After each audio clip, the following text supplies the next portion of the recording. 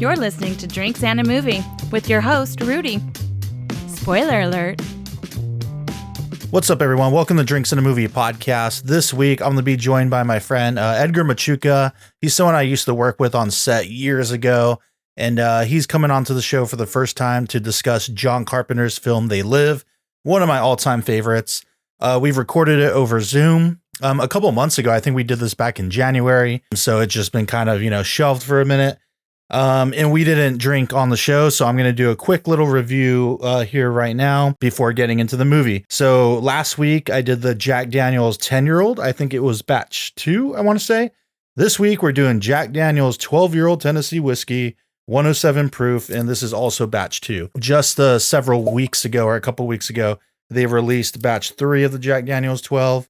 So I do not have the most current, but this is what I got. And I'm lucky that I managed to get this one. It was no easy feat. This was one of those bottles that I did not think I'd have a shot at, getting, at least not for the right price, but it happened. So yeah, again, limited release, Jack Daniel's 12-year-old Tennessee whiskey. I was warming up with the Jack Daniel's Bonded. That's kind of almost a nightly sipper. And especially when I do these other, I guess, higher end release Jack Daniel's expressions, I like to warm the palate up with the Bonded. If you have not tried Jack Daniel's Bonded yet, don't sleep on it. It's a really great bottle for $25, $30, whatever it is. It's a good one. Try it out sometime. So here we go. Jack Daniel's 12-year-old. Oh man, that nose right out the gate is so sweet. Not too much of that banana note coming out. I'd say a lot of butterscotch, like definitely a butterscotch bomb. Oh man, butterscotch and just sugar, just like sweet, like vanilla icing. Got a little bit of alcohol, just burned my nose a bit. Got in a little too deep. Yeah, that's it. Just pure sweetness, maybe a little bit of oak. Like you can definitely get the sweet oak influence, but I'd say a lot of the butterscotch, a bit of that like vanilla icing, like I mentioned. And maybe like a hint of that classic Jack Daniel's banana type flavor. Yeah, I'm swirling it more, trying to see if I can dig a little bit deeper. Yeah, now a little more of the spice coming out, but man, all in all, just very sweet. So yeah, here we go. Gonna go in for the taste. Cheers, everybody. All right, I'm gonna go in for the second sip before I really start chatting about it. Here we go. All right, so funny, we're at 107 proof. The Bonnet was at 100 proof, but on the palate, this one comes out quite a bit hotter. On the palate, it almost tastes like the proof is higher than the 107. Not as sweet on the palate. Definitely get more of the oak. Get a little more, not bitterness, but just more spice, more of like a baking spice kind of quality, and almost a black pepper. It really lights up the tongue. Has a little bit of that Pop Rocks effect. A little bit of that Jack Daniel's banana, but more of like a banana bread vibe as opposed to like that sweet candy, like banana runt flavor you can sometimes get. Yeah, I'm kind of missing like the butterscotch on the palate. I wish that was stronger right now. Yeah, but that's good, man. That's good. Yeah, more of that banana, some of that caramel coming through. Definitely the sweet oak, but a little bit of a bitterness, and it's not too off-putting, but there is some bitterness in there. Get a nice hug on the way down, but right now, not a lot of flavor on the finish. It seemed to kind of diminish a little sooner than I would have thought. And yeah, I mentioned this last time that sometimes with Jack Daniel's, maybe more than other products, there's some days where they really hit for me and others not so much. This is very good right now, but yeah, I just wish more of that sweetness that was on the palate, or on the nose, came up on the palate. It's not, consistent for me right now from palate to, or from nose to palate. Yeah, that's a good one though. Okay, I might pour a little more of that for the rest of the evening here, but Jack Daniel's 12, it's a banger. Just hard to find for a decent price. I wouldn't pay like way too much for it. The 14 just came out a couple weeks ago. I haven't seen them out here in the Los Angeles area yet, and I don't know if I will. I know they're highly sought after. It's already one of the big releases of 2025 so far. People seem to be raving about it. 14-year-old Jack Daniel's, plus it's I think 126 proof. So you're getting essentially, like your barrel proof Jack, but now at that higher age of 14 years. So I'm really hoping I'll at least get to try it at some point. I'm not going to hold my breath on getting a bottle, because I'm sure people are going to be selling it for upwards of $400 or $500, and I'm not doing that. So we'll see. Maybe I'll get lucky. I've been lucky before, but if not, hopefully I'll at least get to try it sometime. But yeah, Jack Daniel's 12. It's a banger. Give it a shot if you see it anywhere. I believe the Cove Cocktail Bar in West Covina has it on deck right now. I think they do. I know last time they did. Maybe they're out by now, or by the time you hear this, but that would be a place to check if you need to, maybe try it out. And if they don't have this one, I mean, I'm sure they're going to get the new batch soon if they don't have it yet, since it just got released recently. But yeah, anyway, Jack Daniel's 12. Leave a comment. Let me know if you tried this and what you think. I think it's a banger. Wish it was sweeter on the palate. I know in the past when I've had it, it's come across more sweet. So again, maybe it just, the night, I feel like every time I taste it's a slightly different experience. But yeah, let me know what you think if you've had it before. And let's get into the podcast now. We're going to be talking about John Carpenter's They Live. Cheers. Our masters! What do these things want, and why are they here? You still don't get it, do you, boy? They have recruited the rich and the powerful. They're running the whole show. Wake up! They're all about you, all around you. Blinded us to the truth. Take a look. They are safe as long as they are not discovered. I don't know what they are or where they came from, but we gotta stop them. Stay away from me. Put these on. They have us. Look at them. They're everywhere. Our owners. We have no other choice. I don't like this one bit. Leave it alone, man. It ain't none of my business, ain't none of yours. We have been lulled into a trance. Listen to what I'm saying to you. We're in trouble. The whole world's in trouble. Control us! You're sending some kind of signals out of TV sets. I've got one that can see. Mama don't like tattletale. Now we start spilling some blood. Let's go! Push a button. I have come here to chew bubblegum and kick. And I'm all out of bubblegum. Hey, what's up, everyone? Thanks for tuning in to Drinks in a Movie podcast. Today, we're talking about John Carpenter's classic 1988 film, They Live, a timeless masterpiece, if you ask me. I've got a first-timer on the show, a guest, someone that I used to work with quite a while ago, Edgar Machuca. Right? I said your last name correct, yeah? Yeah, that's right. Thanks for pronouncing it correctly. I appreciate it. Well, thanks for doing this with me, man. I appreciate you responding on the Instagram. It's nice to get a new voice on here. Yeah, absolutely. Thanks for having me, dude. I really appreciate you having me on. This is actually a really good movie. I'm really excited to discuss this one because it's been a very big influence on me and a lot of friends that I know. Yeah. They Live is an absolute banger. Again, as always, spoilers, people. If you haven't seen it yet, it's a must see. And again, like I said, it is timeless. It feels like it could have been made yesterday. I think it just fits with everything so well, always. If you're unfamiliar with it, it stars Roddy Piper, Keith David, and Meg Foster as, Roddy plays a guy named Nada, a construction worker that stumbles upon, this is like the bare basics here, everyone, but stumbles upon a pair of sunglasses that allow him to see the world for what it really is. So he throws them on, he looks at signs, and you see like obey and consume and money is your god and stay asleep and all that. And if you're familiar with the artist Shepard Fairey and his clothing company like Obey Giant, the Andre the Giant thing, I'm sure you've seen that all around Los Angeles and the country, I'd imagine. This is what influenced that whole kind of art movement that he did. So yeah, man, Edgar, can you recall the first time you saw this movie and kind of talk about, why like this one resonated with you and why you wanted to talk about this one with me? Honestly, I didn't see the movie first. Actually, I was seeing like clips of it on like social media a long time ago. And I was just like, what is that? I thought it was a zombie movie. I thought it was weird. And so it wasn't until I think like 2019 that I had this ex-girlfriend who had the actual film. Like she had it on DVD and I was like, I've seen that. Let's watch that one because I've seen like clips of it. And at that point I was like, I had started getting into like the whole conspiracy theory thing and it was just like, hey man, they're after it. You know what I mean? Like, yeah. So at that point I was just like, what is that? Because it kept being referenced. And on top of that, it was like Shepard Fairey was like pushing it everywhere. And when I saw it, it just blew my mind because it's so simple. There was no it's like there's little to no like hidden, like how can I explain it? It's just it's a very easy story, but it has such deep connotations.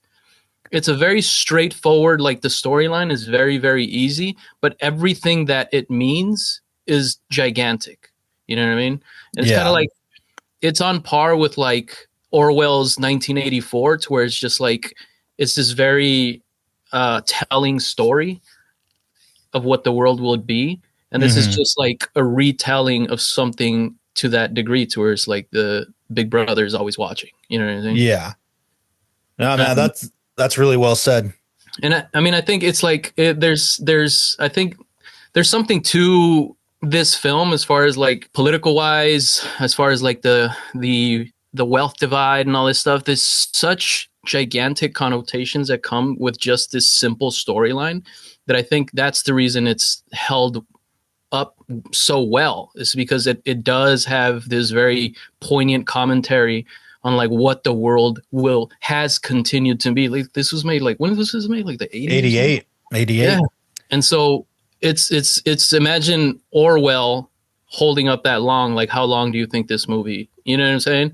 So it's kind of to that degree, to where it's just like, it's this never ending fight of the little man to try and take down the powers that be. You know what I mean? Yeah, it's interesting. I mean, John Carpenter has been very open about saying that it was kind of a response to Reaganomics at the time, of which, I mean, you know, I had to look into that and kind of what that meant, like trickle down economics and, you know, what he was doing, and rich people were getting richer, but the like you said, the divide was being greater, and it's not like we've ever recovered from that. It seems like it just has kind of gotten worse, if anything. And to your point, yeah, the simplicity of the story, it's not complicated at all. And it's such a great, simple idea. Like, and it's something that, you know, I don't think you need to be into conspiracy theories or anything to, at some point in your life, kind of feel the way these characters do. Like, when I watch the movie, I'm not like, wow, this is some kind of crazy, fantastical fiction. It just seems like, yeah, this is probably real. Like, this is probably exactly it. There's even a great, I don't remember exactly what the line is, but it's when he first puts the glasses on and he's walking around and he's like seeing the alien creatures and all that shit. And he looks at the TV, and it's what I assume is like a speech from the president, but the president's an alien and it just has the big obey behind it. And he just kind of laughs and is like, of course. He says something like that, like, of course, this is what it is. Like it's as if we all deep down already knew. He's like, it would be this big, you know, catastrophe, I guess. It feeds into like this like palpable feeling of what it feels like to be the little guy in the society. You know what I'm saying? There's always like this us versus the big guys type of thing. And so I think this basically just touches on that, and it just makes it more of a physical thing as opposed to like this like feeling that everyone has. You know what I'm saying? So it kind of says what everybody feels out loud is what it is. And so I think it's just like, oh, of course they're going to be, you know, the bad guys. Of course they're like aliens. Of course they're not like us, basically. You know what I'm saying? Yeah. And so I think it's just this whole thing, like I'm saying, it's just like the story. So it's simple. It's just they're alien to us. That's basically what it is. You know what I mean? Yeah. And it's just like the powers on top are just kind of completely different from what we are. Well, such a brilliant, simple message. Yeah. And just keeping everybody down, right? Like, again, like, just submit, stay asleep, don't question authority, just, you know, provide for the rest. Yeah. Provide for the rest of us. Just be complacent.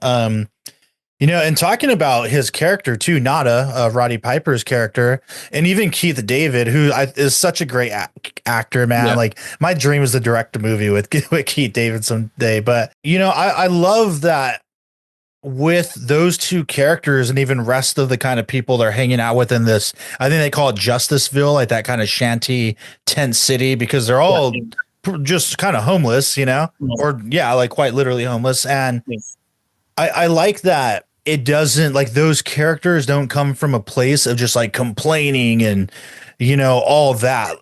Like, I think it would have been very easy for perhaps a lesser writer or filmmaker to be a little too on the nose with like the complaints and like, we have it so hard and all that. Like, I like that Nada, you know, Roddy Piper, when he's talking to Keith David, he's just saying like, I think I believe in the system, you know, like, it's just hard times for a lot of us, but I believe that sooner or later it's going to get better and I'm going to get out of it. He's like, I just walked down my own path, you know? Yeah. And Keith David kind of subscribes to a similar situation of just, I'm just doing my work and trying to get paid and stay out of trouble. And I'm this close to saving up for whatever and blah, blah, blah. So I kind of like that aspect of it, that they don't immediately start with like this victim mentality, if that makes sense. Yeah. Well, that's a good point. I hadn't noticed that, but that's a very good point, actually. Yeah. Like, I wonder what he was trying to convey with that. I guess he was trying to not make them seem so, I don't know, like kind of like puny to a certain degree. I think he was trying to keep them human and not make them seem like they were weak or anything. Yeah, they're still strong individuals regardless of their station in life. You know what I mean?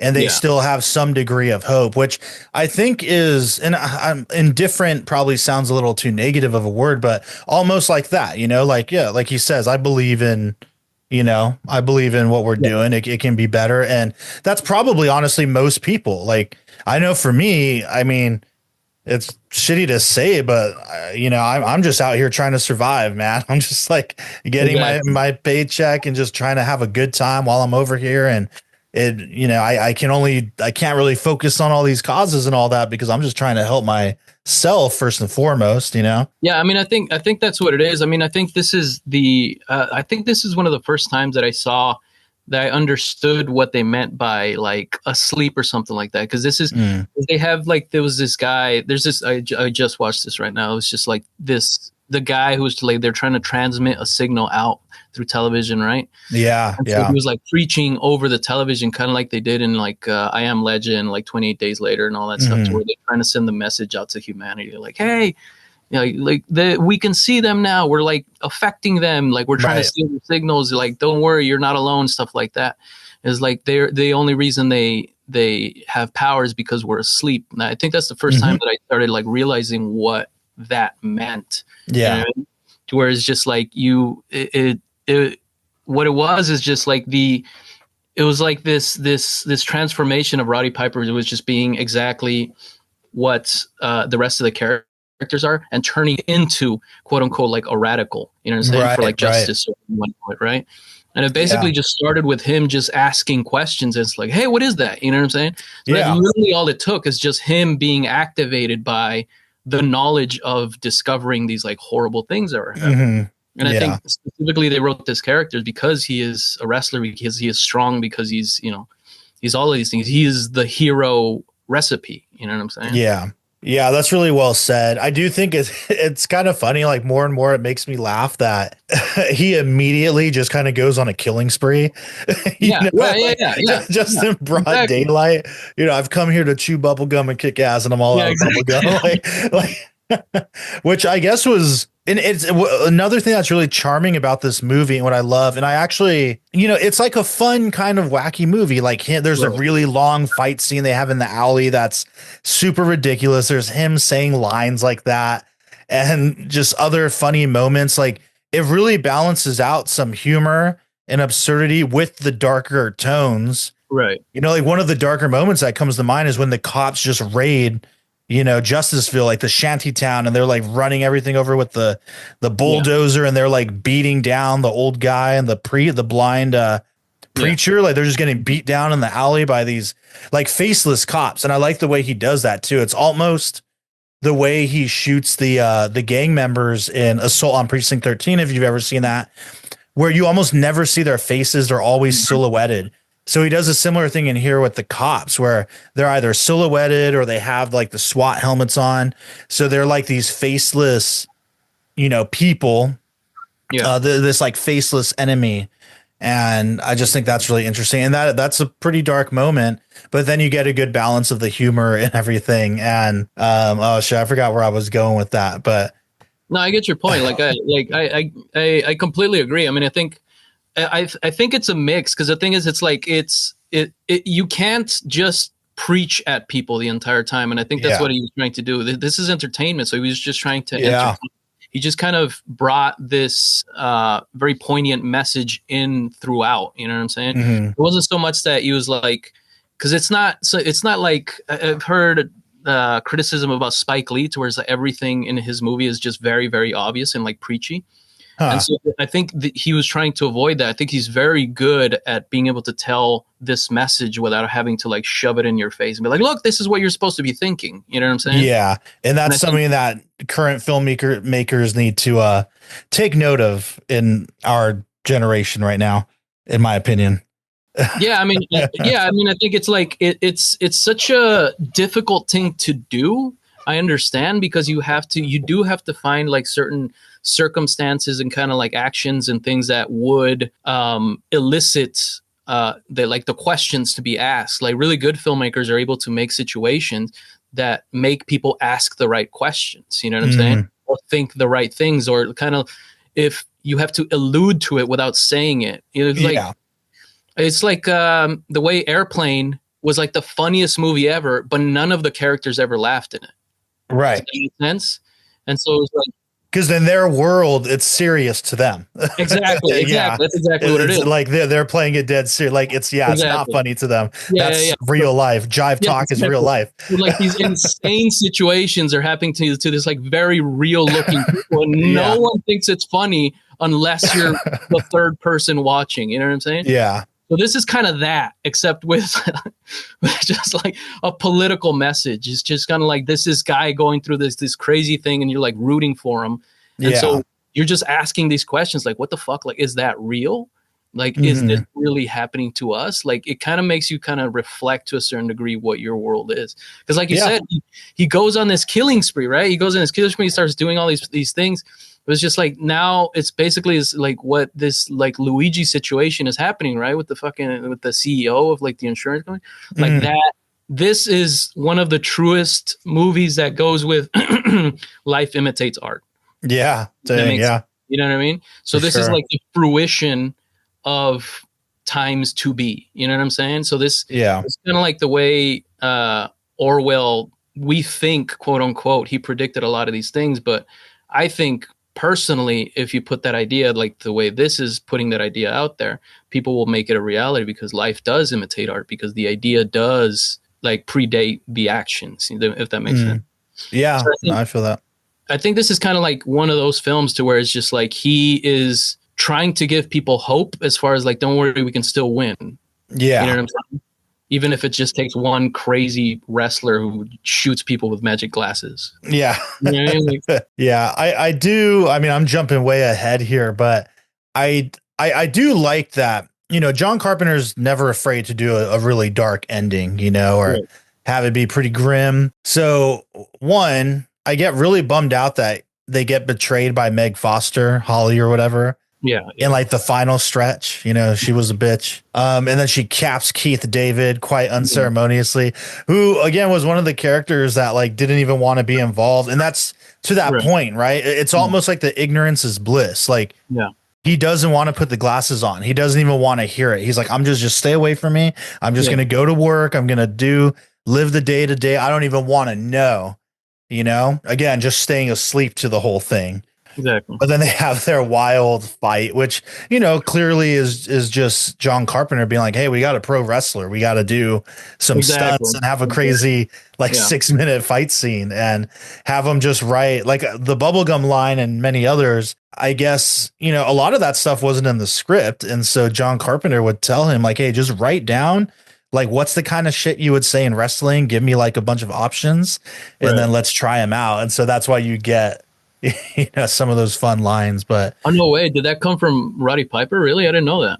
Yeah, like the bubblegum line, I guess he just came up with that. Oh, wow. You know, like that wasn't in the original writing, they said. Brilliant. And I imagine some of the other lines like, you know, mama don't like tattletales and life's a bitch and she's back in the heat. Like that stuff I'm all sure is like purely him, you know?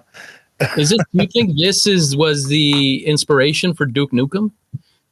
I've never played that game. Maybe it's literally what Duke Nukem says. Oh, really? I'm not sure if it was that came first or this movie came first. I wonder. This movie probably came first. That's amazing. Yeah, it must have come first. That's crazy. I didn't think about it until you told me. Yeah, and this movie is actually based on a short story.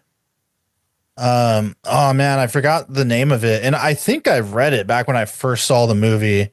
Maybe not. I'll have to look into it again, but I'd be curious how it plays out in, like short story form. That's for sure. Like a written short story, or was this like something someone told? I think it's written like it's a text. I'm gonna try. It's called like 6 o'clock in the morning or something like that. See if I can find it. Is it like a comic or like a book? I'm not sure. Oh, is it not even on here? Hold on. Because I feel like part of me feels like it's like a book, like just a short story, all text, no graphics. But I don't remember. Like I don't know if I'm misremembering it. Like I feel like maybe I read it at some point. Let's see. I think I'm about to find it. 8 o'clock in the morning. That's the name of it? Yeah, by Ray Nelson. Wow. So yeah, I'll have to see if that's available somewhere and give it a read. I should have done that before this probably, but it's okay. I wonder if John Carpenter just adapted that for film. Yeah, that's what it seems like. Like I guess he just read that story and was like, "Oh, I can make a cool movie out of this." Yeah. It's from 1963. So yeah, I'll have to see if I can find it somewhere. I wonder how similar or different it is. But that's funny too, right? That even then, this short story. I mean, it depends how closely related it is to the movie, but even that was like what 20-ish years, almost 30 years prior to They Live, that these thoughts, like someone was already thinking about this stuff in terms of like what's really happening behind the scenes in our world, Yeah, exactly. Well, I mean, I think this is something that specifically us Americans have been fighting with for a long, long time. And I think it's just since was like, I don't know when Orwell was like, what, in like the 60s or something like that. So since then, I mean, I think this is essentially something that man has been like fighting with. I don't think this is something like this is new problems. It's just like it's the same problems with modern technologies, essentially. What I mean? Yeah. 1984 was published in 1949. 1949, yeah. 1949, yeah. Right? That's a good point. I'm like forgetting all that stuff. Of course, it's been even the Twilight Zone, would cover these types of topics, I mean, that was granted the 50s or whatever, but yeah, I mean, you said it well. It's something that we've always been grappling with, Yeah, I think it's, it's always like the guy at the bottom trying to bring the guy at the top down a peg or two. And I think it's just this one does it in a very, very direct way. It's not, there's no nuance. Like you very much so see like him like shooting at these like people in like tuxedos, like just killing a ballroom full of like, like top hats and stuff like that. Yeah. I think I think that's the beauty of it. It's just like it's cathartic to all of us. You're like, yeah, get him. You know what I mean? Yeah, right. Like that's the release of like, okay, seeing your boss go down or like the company, CEO go down or something like that, which is, you know what I mean? Like stuff like that kind of like to bring it back was just like, that's in a way what Life Imitates Art is us seeing these things in the past, remembering them, keeping it in our heads. And now things like that are happening nowadays. Yeah. Very, very much so, like directly, you know what I'm saying? Mm-hmm. There's a lot of I think there's like this like crazy like aura of despair, like even like Led Zeppelin says like quiet despair is the English way or something like that. It's basically that. It's just like I think this movie was born of that, and it speaks these silent things out loud. And I think Roddy Piper died like not long after this film. I think he had like an accident or something like that, didn't he? Yeah, he passed away, and I looked it up the other day. I think 2015. Oh, no way. Yeah. Oh, shit. Yeah, 2015, 2013, somewhere around there. I'm not even sure like what it was, but yeah, 2015. Oh, wow. Oh, so he did live a long time then. This movie just has so much to say, like in general, apart from that. It's just like, it just plays on the mentality of the everyday man, really. Like you're saying, like he didn't make them like pathetic. He didn't make them sad people. He didn't make them dirty, or he didn't make them like, like unlikable. Like every single person is on the bottom rungs of society was still very much so humanized in this film. You know what I'm saying? Yeah, you can relate to them all. They're very relatable. And I mean, even if we're being real, even the guy that was very skeptical in their shanty town, like when the TV signal is going on, and he's just like, oh, here's this damn guy again, just running his mouth, change the channel. And then we find later that they recruited him. And he and I think this was a good way to give that exposition, by the way, is when he's like, oh, let me give you guys a tour, because he immediately thinks, oh, you've been recruited too. Yeah, let's he just assumes that, hey, we're all poor. Of course you're recruited, and now you're going to take the money like I am and all that. And, he delivers the exposition of, they're from another planet, and, they're like all the way to the top. They've been here forever. And, if you just join them, then they're going to, fill up your wallet and all that. And even that character, I mean, most people I think would sell out. If this were a reality, I think, if I'm being dead serious, most people would be like, yep, sign me up, I'll wear a tuxedo, give me a nice watch. You know what I mean? Like, I'll take that money, let's go. Exactly. Oh my god, that's good. I hadn't remembered that. That's actually a very famous speech that gets brought up. It's kind of like that one is almost like complimentary to the one from the Network.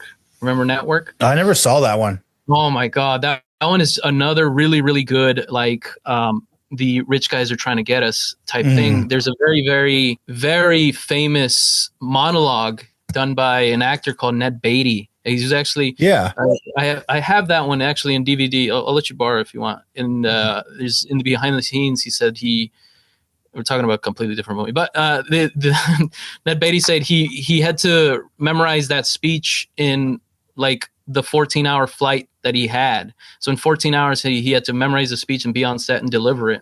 Oh shit! Being hired, and then he was actually nominated for an Oscar because of that speech. It's basically saying like the world is a college of corporations, and it's it's a very, very good monologue. But that monologue is essentially complementary to the one they have on this movie, where it's just like we can all have we can all have a piece of the good life. Yeah. You can have two. Like that's a very famous speech that gets brought up on all these like pop culture, like songs and stuff like that. It's really, really good. Yeah, I'm reading about it on IMDb right now. I know I've heard of it, but not to this extent. So I'm going to try to watch this soon, because this actually sounds really interesting. Won 4 Oscars. William Holden, really Faye Dunaway, Robert Duvall. Yeah, Ned Beatty. Yeah, this cast ain't messing around. That's for sure. Yeah, no, it's amazing. It's such a good film. It was such a good film. Sidney Lumet. Yeah, it's amazing. It's essentially about the news. It's about the news and how they control the news through controlling the people that deliver the news. And so there's this guy who goes crazy on the news, and then it's just like the highest ratings. And so they don't care about this guy or anything else. They care about the ratings and how much money it brings in. Right. And so it's basically about this like battle of like who's going to control the news next. And so this big corporation buys it. Now they control it. And so it's like this whole thing of like who's controlling the message that gets put out. And so Faye Dunaway is so good in it. She plays this evil but likable character. It's so good. Yeah, I got to check that out. It's that's the big thing, right? Whoever controls the media controls the mind, and there's a lot of propaganda and media manipulation and all that. And I was mentioning earlier that I'm not going to say what and be specific, but I work in news. I'm not a journal. I'll just edit some stuff and I'll shoot from time to time. But I see in the threads, it's like, and they're all about, being completely non-biased and truthful and all that, compared to other outlets, which I'm sure everyone says the same thing. But still, it's like the way you roll out information, like there are some stories that they won't do. Or it's like you still have to hit it from a specific angle. So, yeah, you're saying it's true, just like the other, and you're saying it's unbiased, but yet you'll tell the reporter, like, no, you got to come at it this way, or we can't show that. It's like you're still manipulating it for a very specific angle or delivery that you want. Yeah. So, yeah, they call it spinning it a different way. Right. Yeah. In it a different way. Yeah. You learned that. I actually learned that from Thank You for Smoking. I got to watch that. I haven't seen that one. I saw part of it one time, but I never got to finish. His job is basically to spin a message a different way. So it's basically that. So that's essentially what the news does. Is they don't change the facts, but they spin it a different way to where you kind of like imply that you're assuming the same way that they are. You know what I mean? Yeah.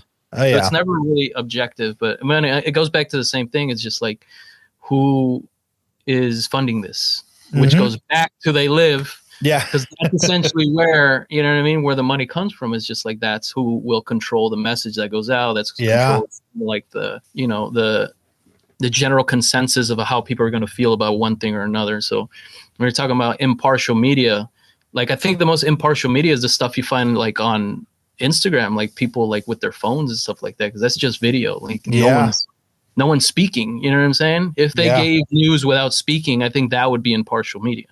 Yeah. You know what I mean? But yeah, I mean, I think there's all these movies that kind of like interplay with one another based on their messages, but it's kind of all falls back down to the same thing. It's just the little guy starting to notice that there's something wrong. You know what I'm saying? So there's always like for this one, it's Roddy Piper. And it's just for him, the inception of him knowing is just like this. I'm actually right on the scene. I have it paused, but he's just like about to walk into this house where they're shooting this like rebel message, like this broadcast that they're putting out. Yeah, right. It's him just like, hey, what's over there? And he just like goes in. I was like, what are you guys doing? And he's just like, he becomes activated just by you know, the things that he like learns and stuff. But yeah, that's basically what it falls down to, is just like the little guy finding out like, hey, you're not playing right. Yeah. And it just becomes like this big snowball effect as to how far you're going to take it, little guy. You know what I mean? Yeah. No, I like the way you said it earlier. It's like it just from starting to ask questions, right? Yeah. Like starting to just do a little surface investigation, you know?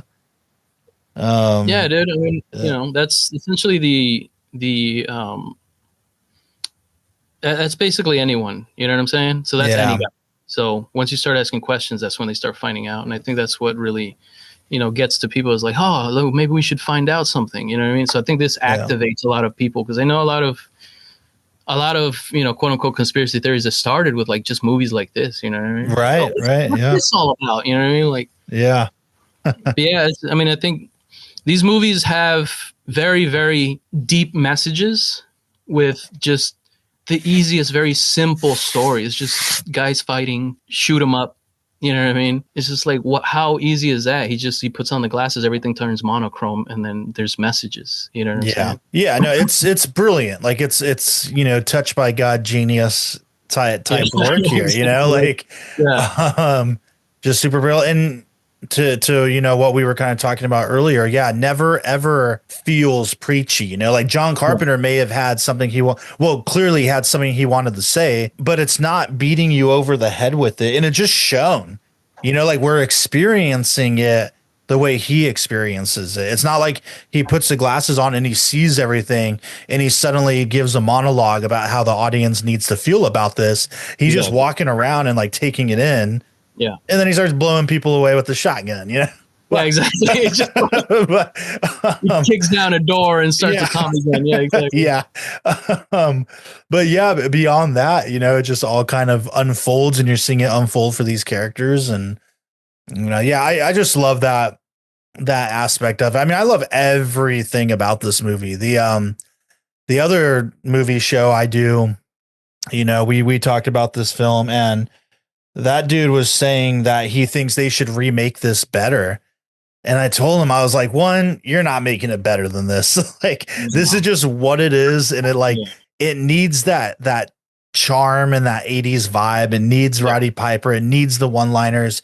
I was like, no one, in my opinion, you can give someone $500 million. They're not going to make a better version. Like, they're just not. Plus, it holds up in terms of like story and filmmaking. Say what you will about the humor and the long fight scene, whatever, but it holds up really well. Exceptional filmmaking, as it should be, because it's John Carpenter and, you know, Gary Keeby's cinematography and great actors. And for Roddy Piper not being an actor, I think he does a really great job. And he stands toe to toe with Keith David in terms of acting chops, just like Keith David stands toe to toe with Roddy Piper doing the stunts for the fight scene, you know? Because he's not a pro wrestler. So yeah, definitely should not be remade. Plus it still fits. We can watch this 30 years from now. It's still going to be timely. most likely. Like, I don't imagine you can even send this back to the past, have someone watch this from 1949 and they're gonna be like, yep, that seems legit to me. At least that's how I feel about it. Yeah, no, I think you're absolutely right. Because the thing is, it's like if they remake it, it would just be an imitation. You know what I'm saying? It wouldn't be an original work. The thing is just like, this is a creation of genius. You know what I'm saying? Like John Carpenter, he's made insane movies before this. Yeah, this is just one that touches on political things. You know what I'm saying? Yeah, like on a very, like a very palpable message that everybody can like get behind. So this is just something like political commentary from a guy who's already made brilliant pieces of work. And so this is an original piece of that brilliance. You know what I'm saying? Yeah. It's just the people that signed on to it just happened to have been really, really good for this specific, like they were the perfect tools to do the work. You know what I'm saying?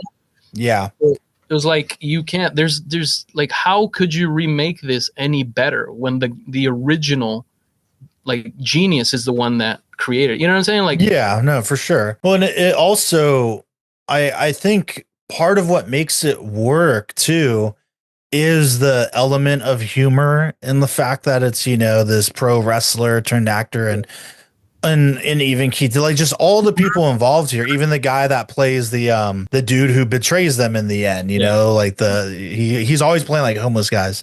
I forget his name, but I feel like those elements like help make it work, because let's say if this did get remade, or even let's say if John Carpenter wanted to play this like more serious, like he could have John Carpenter, of course, he could have easily made this a horror film, or like a very like straight edge, like thriller with no chuckles or anything. And I mean, it could probably be a really great horror movie, man. I'm sure it could be, especially if he was at the helm. But I don't know. I like just the fact that he doesn't go that route with it, which potentially may have been an even easier choice, and he chose not to do that.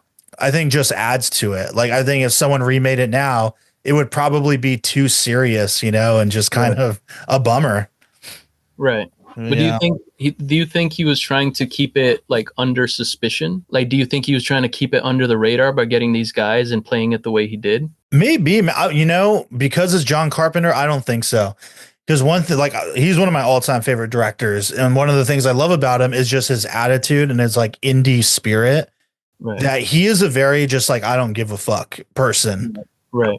Like, I think he did it just the way he wanted to do it, and and that was that. And I mean, maybe he was like, which year was Big Trouble in Little China? I gotta look that up. Little Tokyo or something? Yeah, Big Trouble in Little China. So that was the year before this, and that's another, or 2 years before this, 86, I think. But that's another one that just had like crazy humor in it. I don't know if you've seen that movie, but it's so wacky. It's just like a wacky movie, and it's almost like They Live had some of the some of that DNA in it, that just kind of shenanigans way of making a movie, but it works, as opposed to doing, like, I'm going to make They Live, but in the style of The Thing, right. Like one of the greatest horror movies of all time. Right. But yeah, no, I think he did it just the way he wanted to get back to your question. My theory is what I think, that he may have done it this simple because he wanted any old guy to be able to watch and kind of get something out of it. Like, you don't have to dissect it at all whatsoever. Like, the message is very obviously, but not so obvious that it's preachy. You know what I'm saying? Yeah. Like, anyone can just slap it on, see a shoot 'em up movie, and be to a certain degree, like, quote unquote, woken up by the message that he is conveying, without seeming like he's like, he's like on an altar and like on his soapbox. You know what I'm saying? Yeah, for sure. So my theory is that's what it was. Because if, it's like going back to like George Orwell, like that's a long read. Like, not everybody reads that. You know what I'm saying? Not everybody can like absorb that, because not everybody has the ability to, or, the want or the time. But this is just like, throw it on for like an hour and a half, watch some guy shoot a bunch of people. You kind of get to thinking, you know what I mean? And it kind of like gets your noodle cooking. You're like, oh shit, what if this or what if that? And so it kind of gives you like, oh shit, like, oh, maybe the rich guys are against us. You know what I'm saying? Yeah, right. And it's a very simple way of kind of like selling this message that's been sold in super complicated ways, but has never included the simple man, never included like the everyday man. You know what I mean? Yeah, man. Definitely. It's like a catch-all net. You know what I mean? Yeah. And that's the thing, man. It's like, he's using the movie medium for, I mean, like you said earlier, like, let's just make it entertaining, like just make it a good, fun ride. And there's nothing wrong with that. Yeah. I mean, in the end, that's basically what filmmakers are doing, right? They're just trying to entertain people. Like, there's, it's not really about like changing the world or anything like that. It's just being able to like show people a really good story and make sure that they're entertained and they kind of like forget about their troubles. You know what I'm saying? Yeah. And at the same time, it can still be, thought provoking. Yeah, exactly. Well, it's just about taking people away from their everyday lives, really. You know what I mean? Like when you tell a story, it's basically like you're supposed to have people engaged and then get them to just forget about their problems, at least for a little bit, to be able to, make them feel a certain way. Like the emotion in the end is what matters in entertainment. You know what I mean? Yeah, no, definitely. And I think this does that in droves. So I think that's the reason it was one of my favorites. Is not because I'm a conspiracy theorist or anything. It's just because the story's so good and it's so simple. It's such a brilliant idea to be able to like convey this very, very deep message. Yeah. So yeah, sorry. The wind is so hard and my lights are starting to like flicker. It's really weird. Yeah. Hopefully you don't lose power. It's really great. Well, I mean, my router might lose it, but if that's the reason if I cut out, sorry. Yeah. Yeah. No, I mean, I've pretty much said everything I need to say about it. But yeah, just so folks know, because I don't know when I'm going to put this episode out, but it's January 7th right now. We've got crazy winds and there's fires and all kinds of stuff going on right now out here in Southern California. It's pretty gnarly. Like my zone where I live is under like life-threatening wind, alert and all that. Like don't go outside type shit. So it's pretty wild. But yeah, man, I mean, for anyone who hasn't seen it, which hopefully you have, because you always know that these podcasts are spoilers, but even if you didn't see it and you just kind of listened to this because you wanted to hear some information on it, highly, highly recommend. This is one of the greatest movies ever. One of John Carpenter's best. I mean, I can't imagine anybody not liking this movie. Great performances, funny moments, scary moments, great cinematography, just classic John Carpenter music. Now he's got this kind of bluesy tone, but along with his usual kind of way of composing for his films. Any final thoughts for you, man? No, I mean, I think we've said what we said. I mean, it's a really powerful movie. It's very simple. It's very, very simple, but it says a lot of things that people don't say out loud. It says it in a very physical, very visceral type of way. It's really brilliantly put together. So, I mean, it's been one of my favorites for years, but yeah, it's, that's one of my top 10s. Hell yeah. That's what's up. Dang. All right, man. Well, that's a wrap on this one. Thanks for joining me. Appreciate it. Thanks for having me. Yeah. Hopefully we'll have you on again sometime. Maybe we'll talk about Network. I definitely need to watch that. So maybe after I see it. Yeah. Check it out. If it resonates the way I'm sure it will, we'll talk about that one in the future. Yeah. Let me know. I mean, I have the DVD. I can just send it to you if you want. It's the special features are so good. It's just the commentary by the director Petty Chayefsky. It's so good. He basically explains like the thought process behind all of it, and then why he wrote it about what it was and all this stuff. It's really, really good. Nice. Yeah. I mean, maybe I'll just pick up a Blu-ray soon. Oh yeah, there you go. Yeah, let me know. I'm sure I'll dig it. But yeah. All right. That's a wrap. Cheers. Thank you for listening to the Drinks in a Movie podcast. You can now find us on Instagram at Drinks in a Movie Pod, where we'll be posting photos from all the various films that we discuss. You can also email us at drinksinAmoviepod@gmail.com. Please rate, review, and subscribe, and thank you for listening.